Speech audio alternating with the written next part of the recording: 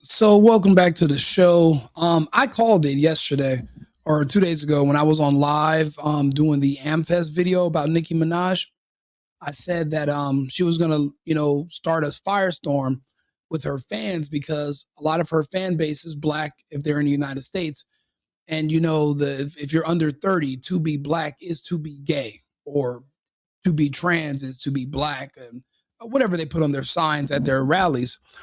But the thing I've been noticing a lot is that after she spoke about boys needing to be boys, the number one insult being hurled against her is all of a sudden about her husband, Kenneth Perry.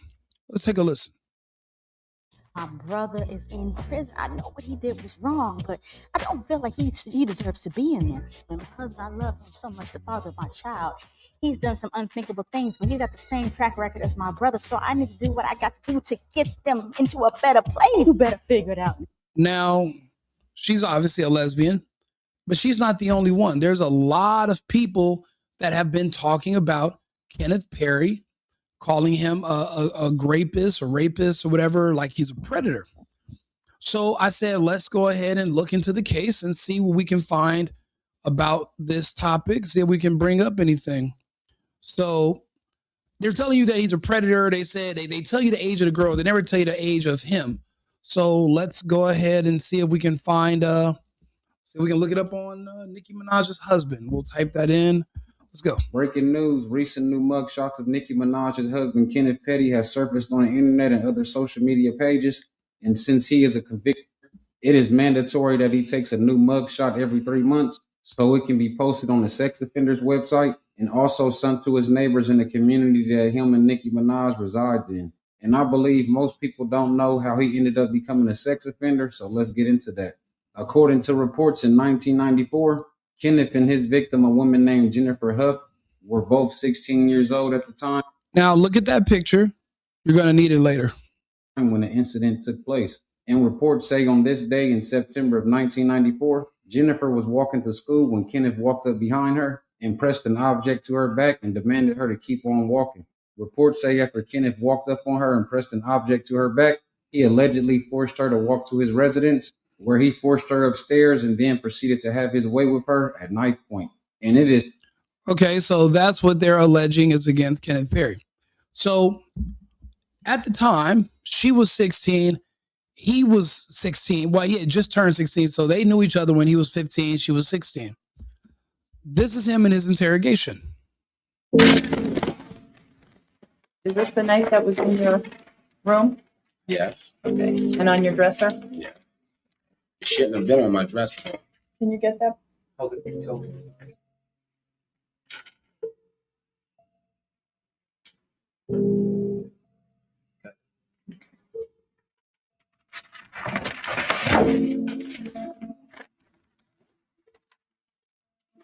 And do you wear contacts? No. Does your aunt? Yes. Do you recognize this photo? Huh? Where do you recognize that from? What I recognize? Yeah. From my aunt. Okay. In your bedroom? Yeah. Okay.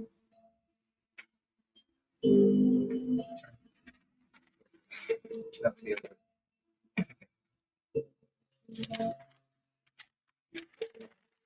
Now, if you and Jennifer have been friends for years, why would she say something like that? No idea. You have no idea? Now Jennifer, his friend, the girl who accused him of raping her, well, she didn't actually make the accusation. Her adopted mother, who didn't like her hanging out with him, made the allegation against him. She actually stood up at trial and said that the allegations were fake and that he didn't do it, because he didn't. But the problem is this: you're 16 years old and they threaten to give you life in prison.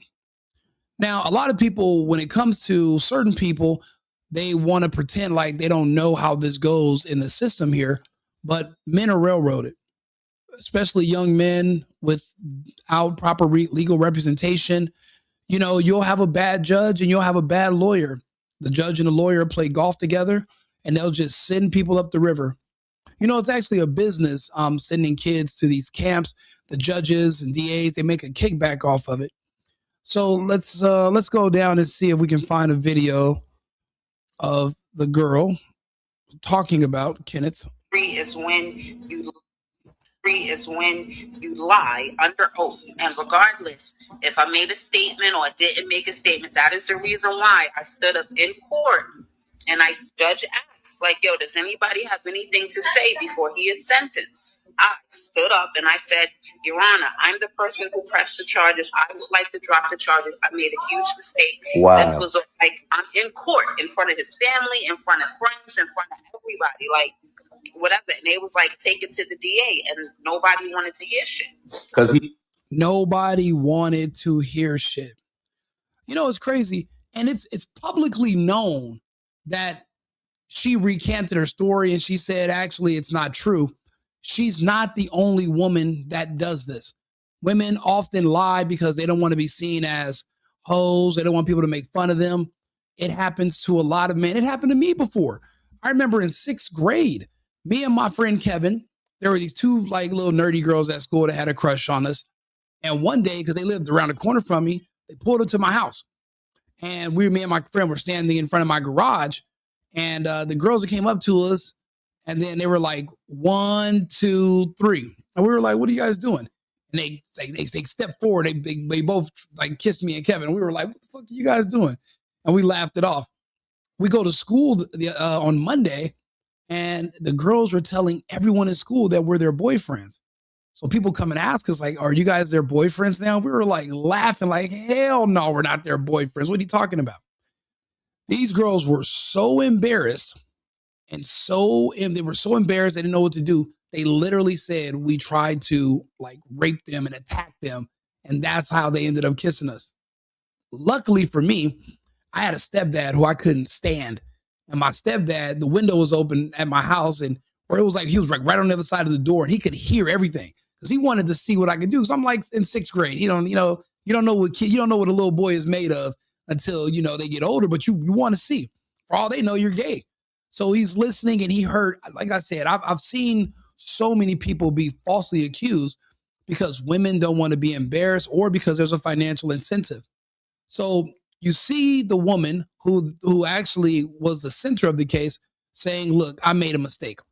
Now we can go to, let's bring up my good old friend, ChatGB Tizzle. Let's say here, tell us about Kenneth Perry. Is it Perry case? What's the name? Kenneth Perry Petty case. Let's see what comes up. Because again, a lot of people end up in a lot of situations and nobody wants to actually say, okay, let's consider it. Because it happens to young boys and young men every single day. They're railroaded. Okay, here we go. Now, remember, people are literally using this against Nicki Minaj. His charge wasn't rape. They said he attempted to rape somebody. So that means there was no DNA or anything, just whatever. But look at what ChatGPT tells us right here. The case was originally in 1995. Yeah, he's a little older. Charge, attempted rape in the 1st degree. The outcome, Petty pleaded guilty to attempted rape in 1995. The reason that they said he pled guilty is because, well, they put about 10 other charges on top of it and was trying to give him trying to give him life. So what they do is they overcharge you just so that you'll take a bullshit plea deal so that you'll eventually see the time of day, because if you try to fight it in trial, you're cooked. They know you don't have the lawyer. They know you don't have money. They know you can't defend yourself. The outcome was he pled guilty to attempted rape in 1995, and he served 4 years in prison, basically. Context often cited online. The accuser later provided statements over the years claiming the encounter was consensual and that she did not want the situation to pursue further. She came back later and she tried to tell people, even on the day of trial, that everything they ever did, all the different times, was consensual. Remember, she was older than him. So when they're trying to say, oh, he's a predator, this and this, he's not. He was a kid. You know, people say, oh, yeah, that doesn't happen. But I mean, every time I look up, you guys are crying about Emmett Till still, saying that he was innocent. He didn't do that, right? Or how about, let's see here. Who else you guys talk about? You guys forgot about Brian Banks. Now Banks. I'm 17. You guys forgot about Brian Banks? Remember him? So now I'm 17, and instead of facing minor camp time or juvenile hall time, I was now facing 41 years to life in prison. They tacked on a kidnapping charge, which carries life in the state of California. And what was happening behind the scenes, what I would later find out, which the accuser admitted to on video, was that every time she would hear my side of the story, she would add more to her story because she didn't want to look like a liar, because it was getting so deep on her end that she had to keep pushing the story. So while I was sitting. And that's how it goes, because for one thing, it's only your word versus her word. So they can make up anything. They can say you had a friend who was an alien that shot a laser in your ass too. They can just say whatever they want and there's nobody to counter it. You can say, well, actually, no. The crazy thing about women in these situations, they can always change their stories. They can go up or down. They can go left or right. They can change their story 100 times. And if they cry, they're going to be deemed credible, regardless of the facts. No one cares about the facts. So this is common. Jail. I was in jail for 1 count of rape. Next thing you know, it was 2 counts of rape. Next thing you know, it was 3 counts of rape. Next thing you know, it was 3 counts of and sodomy. Next thing you know, it was 3 counts of sodomy and kidnapping. Now I'm facing 41 years to life. Now, when you look at what happened with Kenneth, all of his charges were starting to stack up just like that. So, of course, if they come in there and they make a plea deal with you, like, look, you're probably going to get convicted, you're going to do 40 to life, or you can take this plea deal, plead guilty, we're going to give you 5 years. When you're a teenager, 15, 16, 17 years old, and everyone's saying your life's going to be over, take the deal, you don't really have a choice. And again, it's always the parents behind the accusers that are pushing them to do this because, well, the parents are going to be able to sue the school. They're going to sue the gym. They're going to sue this place and that place. Even Brian Banks' accuser, she said the reason that she didn't want to tell the truth is because her mom had already got so much money and they didn't want to give the money back. So, and then Brian Banks, he ends up getting her on tape confessing about this later. Once he got out of prison 5 years later and he lost his chance to go, well, he ended up playing in the NFL, but he had lost his initial scholarship. He ended up getting her on tape, admitting to lying about the whole situation for the money. And he ended up suing her and he won, of course, but she didn't go to jail or anything. So it's not just Kenneth Perry. It's a lot of men. The problem is this, though. Courts rely on contemporaneous evidence and plea deals.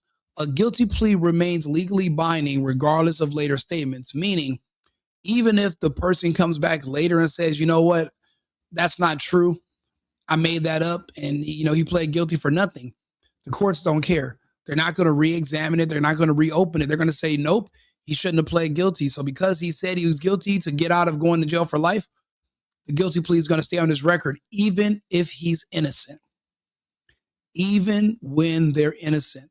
So now he has to be on the sex offenders list as if he's a man that was hunting down kids and some kind of predator or some kind of pervert. But really, Kenneth Petty was a victim. Like many other from New York or black and, little young dudes, a lot of them were victims to the system. They literally will railroad these kids and their families do not have the resources to defend them. They don't even know what's going on. If somebody makes an accusation about you and it's your word versus her word, there's really no way. Think about it. She doesn't have any proof that you did anything to her.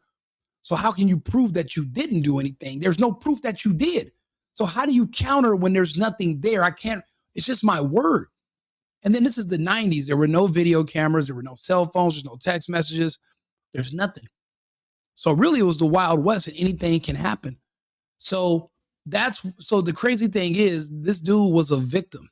He wasn't a predator. He was a victim himself. He was a kid himself. He was 16. So they make it seem like he was a statutory rapist. He was out here hunting down women, and they're whooping on Nicki because they don't want to come and read. Now go ahead and look this up. Look up Kenneth Petty. Ask ChatGPT to tell you about the case. And this is what comes up. He's not the only one. These charges just continued to stack up, and I had no clue. My mom had no clue. We didn't know how this was happening until years later. Finding out how that all went down. So let's see here. Okay, I'm back. Now, as you can see, behind me is the actual statement from the lady saying that she lied about Kenneth Petty, Nicki Minaj's husband, our worker. She never did that. I mean, he never did that. He never did that. So this actually just goes to show you that a lot of women do this thing where they basically will manipulate the events of crimes because they don't want to be seen as HOEs, 304s. They don't want to be seen as that, and they are scared what people are going to think about them. So they lie on people, and then they go on about their lives. And then the person that's actually innocent has to deal with the fact that everybody thinks that they're something that they're not. And this happens all the time with Black men. And we have to understand for what is true. This is not about Cardi B at all. This is just about the fact that y'all swear that that lady is married to a serial RAPISTS. And he's not. Yeah, and that's crazy. Like even the first video I played, the girl's like, yeah, and one of his victims, like he's just out here going door to door, just raping people, women left and right. You know, it's crazy. You know, they make these same accusations about a lot of men, and then there's no evidence of it at all. And they're just lying. They're just making it up. They did it. I'll be honest. I watched the whole Puffy trial. I went into it thinking that the dude never made music. He's just been raping and attacking people for about 30 years nonstop. Every day, men, women, children, pets, all kind of shit. I'm an idiot. I have egg on my face. I listened to the trial, people trying to bury him. Nobody had a thing to gain by telling the truth, by not telling the truth and trying to get him free. Everyone turned on him, even the people he took care of. Nobody had his back. If he was gay, it would have came out. But there are still people after the trial talking about Diddy's gay. He had hundreds of male escorts. Never took one to the side to get topped off or nothing. Nothing. Everything was just the girls. Dude was just a spectator. The girls were paying him. But everyone's telling me he's gay and he's this and he's that. All the women around him, all the people around him, all the people in the trial, everybody had to testify. Never once did any of these women who hated his guts lie and say, you know what, and he's gay too. Nobody ever even threw that out there. So it just shows you that the public has this weird infatuation with demonizing men, calling them gay, calling them rapists. And it's like, okay, why can't any of these accusations ever hold water? Why do they all fall apart when you take a look into them? He was 16 years old. Mm-hmm. Lotion on the dresser. Do you recognize that photograph? Yeah. Is that from your room? Another dresser. This shows the beds in that room. They're showing him pictures of his own bedroom. What is this supposed to prove? They said that they didn't even go to his house. They went to her house. It's like they were literally, if you got in trouble back in those days and you didn't have money to defend yourself, you were done. You're going to be a felon. I have a cousin. He pleaded guilty to a felony for the remnants of a blunt in his car, and he doesn't even smoke weed because you know why? He wasn't smart enough. He didn't have representation, and he just did what they told him to do. They convinced him to just take the plea deal, and that way he gets to go home. But he didn't realize he's pleading guilty to a fucking felony. Yeah, you're going to get probation for 5 years, but you're a felon. Had he had just said, no deal, let's take it to trial, they would have came back to him with another deal later that day, and they would have said, okay, no felony, and how about this? You pay a $500 fine, no probation.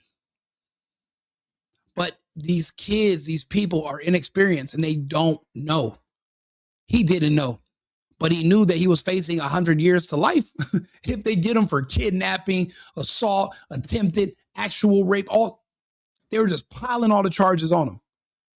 He said, okay, as he's a kid, a fucking kid. And you guys want to use this against Nicki Minaj because she spoke out against people that groom kids? You guys are so offended that she said boys should be boys. These groomers that are trying to convince them that they're trans and that they're gay, leave the kids alone. Let the boys be boys. And then a lot of the gays and a lot of the blacks, they are just up in a roar. That's crazy to me. No, you're not going to be able to use that insult against Nicki Minaj because her husband was not a predator. He's a victim. He needs to be acknowledged as such. Now, don't get me wrong. He's still a hood dude. He got into it with some people. He broke another dude's jaw, defending Nicki Minaj. He's not no punk, but he's definitely not out here a predator, hurting women and hunting them down and just raping people. That's a lie. But just to throw that out there because you're mad because she said stop grooming kids is fucking insane. And absolutely, there should be charges for people that make false allegations, but they never will. Because if there's a man that you want to target, you can always send a woman to go hook up with him.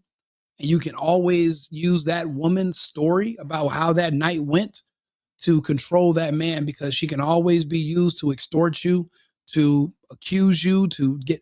There's a lot of women that are living off of settlements where they get a check from 5 different dudes for $5,000 a month.